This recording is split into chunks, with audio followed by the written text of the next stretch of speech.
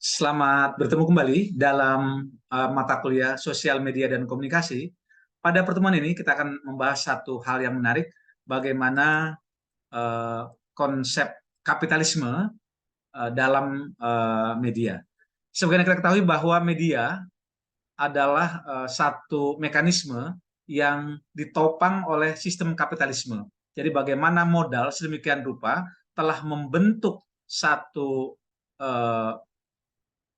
tatanan dalam kehidupan masyarakat yang disebut dengan media, yang itu kemudian terkait dengan bagaimana kaitan media dengan industri periklanan, bagaimana kaitannya dengan cara berpikir konsumen atau pembentukan kebiasaan konsumen, dan juga lebih menarik adalah bagaimana dampaknya terhadap demokrasi. Karena bagaimanapun kita ketahui bahwa kritik-kritik terhadap kapitalisme ini memberikan satu kontribusi penting terhadap bagaimana demokrasi ini dapat ditegakkan secara baik itu dengan nilai-nilai kapitalisme yang sehat.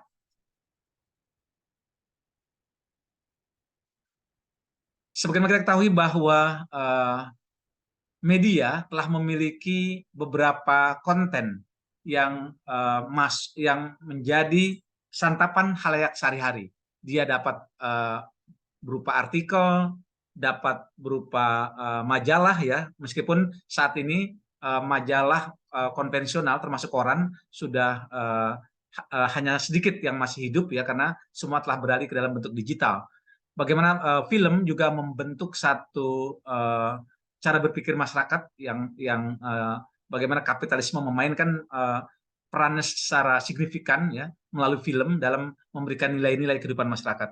Kemudian buku-buku dan teori juga menjelaskan bahwa bagaimana kapitalisme memiliki andil yang sangat besar dalam pembentukan sebuah citra yang digagas atau yang dibesarkan atau yang diinisiasi oleh media.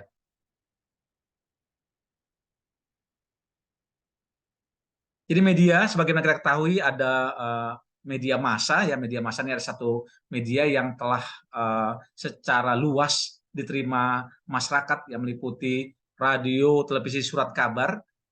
Semuanya disebut dengan media massa. Tapi kemudian dalam perkembangan yang selanjutnya berkembang sebuah kebudayaan baru yang disebut dengan medsos atau media sosial. Jadi bagaimana masyarakat telah berubah kebiasaannya dari membaca koran, mungkin menonton televisi atau mendengar radio, berubah menjadi dalam kegiatan Facebook, Twitter, atau yang lain-lainnya yang secara mudah terkait atau terhubung antara satu individu dan individu lain dalam sebuah jaringan masyarakat cyber. Kemudian ada juga media-media alternatif ya yang di luar mainstream. Nah, ini sangat makin lama makin berkurang karena semua media telah terkooptasi dalam media-media mainstream yang didominasi oleh kapitalisme.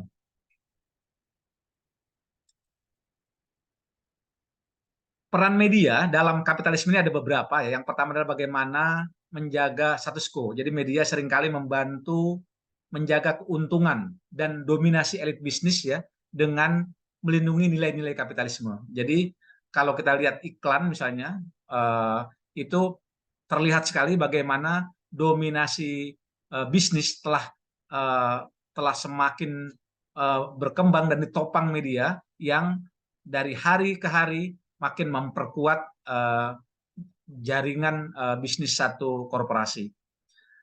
Yang kedua, media juga mengarahkan konsumsi. Jadi melalui iklan, maka orang telah dibuat sedemikian rupa bahwa kebutuhan akan sesuatu menjadi kebutuhan yang nampaknya wajib. Jadi seperti kita lihat bahwa bagaimana Baudrillard ya melihat sebuah konsep ini yang disebut dengan simulakra atau simulakrum. Jadi orang merasa bahwa sesuatu itu adalah dibutuhkan.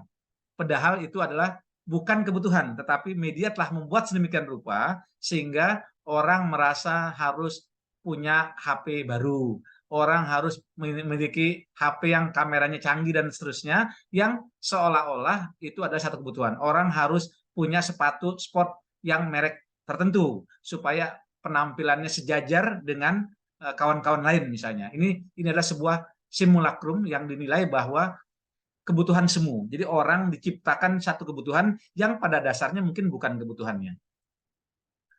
Kemudian menjaga struktur sosial. Jadi media dalam hal ini juga memperkuat ketidaksetaraan hierarki.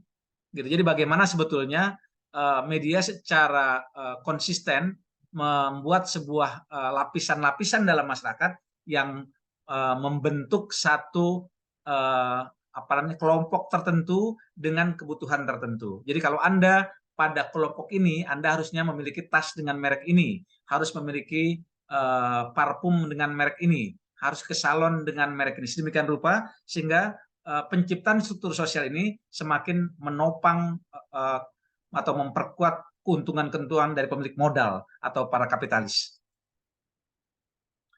Sebagaimana kita ketahui bahwa media sangat terkait sekali dengan industri periklanan. Jadi kalau kita lihat bagaimana televisi misalnya itu kehidupannya sangat ditopang oleh iklan. Demikian juga misalnya media-media lain. Jadi dengan adanya iklan maka media tersebut berkembang. Tetapi yang menarik adalah iklan ini ditujukan untuk khalayak.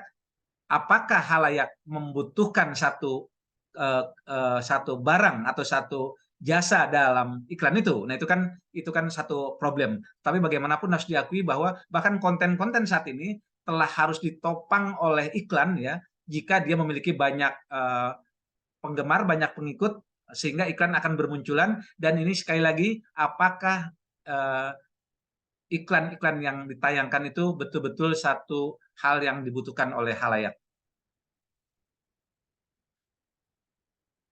Nah, ini menarik untuk melihat bagaimana media memiliki pengaruh terhadap pola pikir konsumen. Jadi seperti yang disampaikan di atas, bagaimana sebetulnya media telah melahirkan satu kebutuhan semu ya. Kemudian bagaimana media melakukan manipulasi emosi. Jadi orang dirancang sedemikian rupa untuk merasa bahwa hal-hal itu, hal-hal yang disampaikan media atau iklan itu yang disampaikan oleh media adalah sesuatu yang betul-betul mengikat dengan emosi orang. Jadi branding tertentu misalnya telah terikat oleh emosi pemakainya. Kemudian penentuan nilai. Jadi bagaimana media berdampak pada penentuan nilai-nilai konsumen. Jadi kalau Anda ngopi misalnya, maka Anda ngopi di tempat-tempat tertentu yang nilainya, yang manipulasi emosinya, yang kebutuhannya seolah-olah itu apa yang Anda butuhkan. Nah, demikian yang dapat kami sampaikan terhadap pengaruh media terhadap kapitalisme yang pada gilirannya selalu saja kapitalisme semakin kuat dan harus dikritisi apakah kapitalisme ini betul-betul bisa menjadi pendukung kesejahteraan masyarakat atau sebaliknya kapitalisme malah merugikan kepentingan masyarakat secara umum. Demikian, terima kasih. Kita akan berjumpa lagi dalam pertemuan berikutnya.